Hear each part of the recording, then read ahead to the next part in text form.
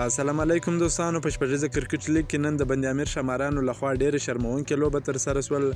د بند امیر شمارانو لخوا ډېره کمزوره توپوهنه ترسره شوه.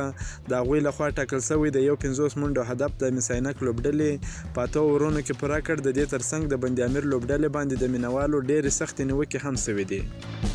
د شپږیزه کرکټ لیګ په 5مه لوبه کې میساینک اتلانو د لوبې د پوچې ګټلو وروسته د بند امیر شمارانو لوبډلې ته د توپوهنې بلنه ورکړه چې بند امیر په 14.2 اورونو کې د ټولو لوبغاړو په سوځېدو 50 منډې وکړې.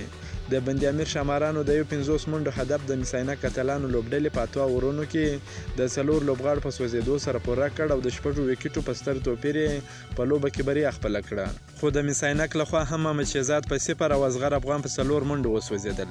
د میساینک لخوا بیا امیر حمزه 4 او ظاهر خان 3 لوبغاړي وسوځول او د بند امیر لخوا بیا افتاب عالم 2 وکټې واخیستې. خو د بند امیر لوبډلې باندې بیا د کرکټ مینوالو سختې نیوکې هم کړي دي او زیاتره کسانو بیا د افتاب عالم په کپتانۍ باندې نیوکې کړي دي چې هغه د دې وړ لوبغاړی نه دی چې د یوې لوبډلې کپتاني وکولای شي. همداراز ډیرو کسانو بیا د غورابي کمیټې لخوا د لوبډلې په انتخاب باندې نیوکې کړي دي او دا چې په لوبډله کې زیات لوبغاړي په واسطو اخیستل شوي دي نو د واسطو به هم دومره زور وي. که مو ویډیو خوښه شوې ویډیو در سره لایک کړئ، که په دې چینل کې نوی د چینل هم در سره سبسکرایب کړئ.